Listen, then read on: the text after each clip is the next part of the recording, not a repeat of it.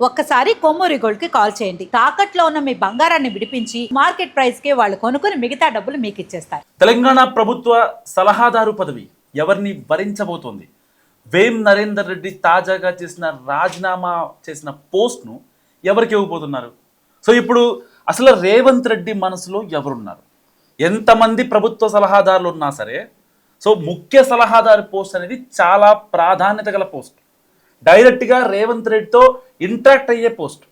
మరి అలాంటి పోస్ట్ కోసం ఇప్పుడు చాలామంది దాదాపుగా 15 మంది ఇప్పుడు ఢిల్లీ పెద్దల దగ్గర లాబింగ్ చేస్తున్న పరిస్థితి. మరి రేవంత్ రెడ్డి మనసులో ఎవరున్నారు? తెలంగాణ ప్రభుత్వంలో ఎంతమంది సలహాదారులు ఉన్నా వేం నరేందర్ రెడ్డికి ఉన్న ప్రయారిటీ వేరు. సీఎం రేవంత్ రెడ్డికి అత్యంత సన్నిహితుడు ఆయన, నమ్మకస్తుడు కూడా అవ్వడంతో పాటు అన్ని విషయాలను నేరుగా ముఖ్యమంత్రి దృష్టికి తీసుకెళ్లగలిగిన చొరవ, చనువు ఉన్నాయి ఆయనకు. అయితే ఇటీవల ఆయన రాజ్యసభ సభ్యత్వం దక్కింది. సో కాంగ్రెస్ అధిష్టానాన్ని ఒప్పించి తన మిత్రుడికి రాజ్యసభ సీటు ఇప్పించడంలో సక్సెస్ అయ్యారు రేవంత్. ఇక రాజ్యసభ సీటుకు నామినేషన్ వేయడానికి ముందే తన ప్రభుత్వ సలహాదారు పదవికి రాజీనామా చేశారు ఆయన. దాంతో ఇప్పుడు వేం నరేందర్ రెడ్డి ప్లేస్లో వచ్చే సలహాదారు ఎవరనే చర్చ జోరుగా జరుగుతుంది కాంగ్రెస్ వర్గాల్లో. వ్యక్తిగతంగా ముఖ్యమంత్రితో సాన్నిహిత్యం విషయంలో వేమ్ను ఎవరు రీప్లేస్ చేసే పరిస్థితి ఉండదు. కానీ ఆయన రాజీనామా చేసిన సలహాదారు పదవిపై మాత్రం చాలామంది ఆశలు పెట్టుకుంటున్నారు. పాలమూరు జిల్లాకు చెందిన ఒక ఎమ్మెల్యే ఇటీవలి కాలంలో తన అసంతృప్తి వ్యక్తం చేస్తూ వస్తున్నారు. ఇప్పుడు ఈ పదవి మీద ఆయన కన్నేశారట. సో అలాగే సీఎంకి సన్నిహితంగా ఉండే కొందరు నేతలు కూడా ఆ ప్లేస్ కోసం తెగ తాపత్రయపడుతున్నారు.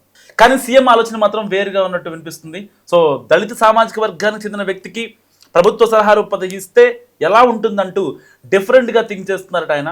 సో అందుకు తగ్గట్టే మాదిగ సామాజిక వర్గానికి చెందిన నేతకు ఛాన్స్ ఇవ్వచ్చన్న చర్చలు సైతం జరుగుతున్నాయి కాంగ్రెస్లో. ఇందులో భాగంగానే వరంగల్ జిల్లాకు చెందిన నాయకుడి పేరు ప్రస్తావనకు వచ్చినట్టు తెలుస్తుంది. మాదిగ సామాజిక వర్గానికి రాజ్యసభ సీటు ఇవ్వాలనే ఒత్తిడి వచ్చింది, కానీ కుదరలేదు. అందుకే సలహాదారు పదవిని ఆ సామాజిక వర్గానికి, అందులోనూ సీఎం రేవంత్కు దగ్గరగా ఉండే నాయకుడికి ఇవ్వాలన్న సమాలోచనలు జరుగుతున్నాయి. ప్రభుత్వ సలహాదారుగా ఎవరికి అవకాశం ఇస్తారనేది ఒక ఎత్తు అయితే, పార్టీలో మాత్రం ఆశావహులు చాలామంది ఉన్నారు. ఎవరికి వారు తెగ ప్రయత్నాలు చేసుకుంటున్నారు కూడా. కానీ రేవంత్ రెడ్డి మనసులో ఏముందో తెలుసుకోలేక గందరగోళ పడుతున్నారు చాలామంది. సో మొత్తం మీద ఈసారి సలహాదారు పదవి మాత్రం రొటీన్కి భిన్నంగా ఉండవచ్చన్న అంచనాలు ఆసక్తి రేపుతున్నాయి. ఇప్పటికే రేవంత్ రెడ్డి ప్రభుత్వం తెలంగాణలో ఏర్పడిన తర్వాత చాలా మార్పులు వచ్చాయి. సో గత 10 ఏళ్ళు పరిపాలించిన బీఆర్ఎస్ని పక్కన పెడితే ఈ 2-3 ఏళ్లలో చాలా పనులు మావి జరుగుతున్నాయని చెప్పి ప్రజల్లో కూడా ఒక పాజిటివ్ ఒపీనియన్ ఉన్న నేపథ్యంలో ఇటు ప్రభుత్వ పెద్దలు కూడా ఎవరికి పదవి ఇవ్వాలి, ఎవరికి ఏ సామాజిక వర్గానికి ఇవ్వాలి అనే దానిపై కూడా చాలా కూలంకషంగా వాళ్ళు డిస్కస్ చేసుకున్న తర్వాతే బయట పెడుతున్న పరిస్థితి. సో ఇలాంటి నేపథ్యంలో ఇప్పుడు ప్రభుత్వ సలహాదారు అనే పదవి అంటే ఆఫ్ ద రికార్డ్ చూసుకుంటే ఆల్మోస్ట్ సీఎం అనమాట. సో సీఎం తీసుకునే డెసిషన్స్ ప్రభుత్వ సలహాదారులు వాళ్ళు డిస్కస్ చేసుకొని ఎలా చేస్తే బాగుంటుంది, ఎలా ఇంప్లిమెంట్ అయితే బాగుంటుంది, ఎలా ఎగ్జిక్యూషన్ అయితే బాగుంటుంది అనే పాయింట్స్ మొత్తం వీళ్ళంతా డిస్కస్ చేసుకున్న తర్వాతే సీఎం రేవంత్ రెడ్డి నోట నుంచి అది జీవోగా మారి బయటికి వచ్చే అవకాశం.